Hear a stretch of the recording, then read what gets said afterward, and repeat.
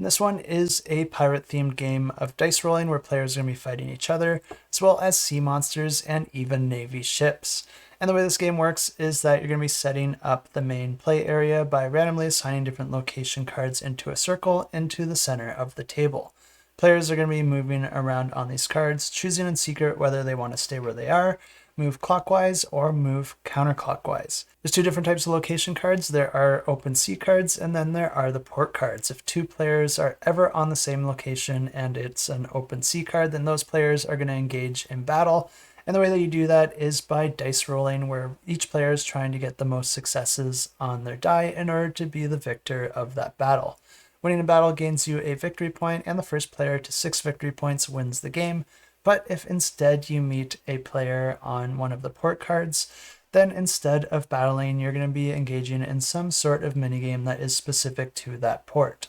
Of course, winning that does still gain you a victory point, but players can also gain different supply cards as well. Supply cards can gain you some special abilities that you can use to your advantage, but they can also gain you gold that you'll be able to use to purchase more dice, which will give you the advantage in any future dice rolls. But the players' ships aren't the only thing out in the open sea, because there's going to be a Kraken that's moving clockwise across all the open sea cards.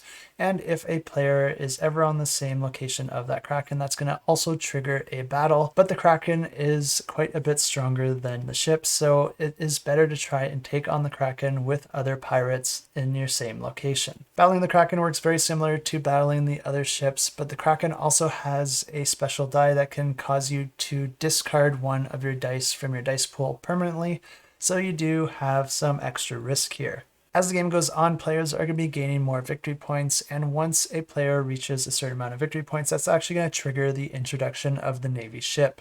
The Navy ship moves from port to port, but its direction is going to be random, so it could be moving clockwise or counterclockwise. And fighting it does work similar to the Kraken, but if you are not up to the task, you'd also try to bribe the ship as well. Of course, there is always the possibility that you'll just end up on a location all by yourself without any threats or danger there. And if that's the case, you have a few options that you can perform. You can either plunder that area in order to gain a new supply card, or instead you can choose to leave any supply cards that you currently have in your hand on that location, and you'll be able to draw an equal amount of cards into your hand. Alternatively, if another player already left some cards at that location, you can instead use an action to just pick all those cards up, adding all those cards into your hand, which is a great way to get a ton of extra cards. But this one does come with a little bit of extra risk because there are trap cards as well, and if a player left a trap card in any of those cards, then that's going to have a negative effect on that player. But the game continues like this until a player is the first to gain 6 points,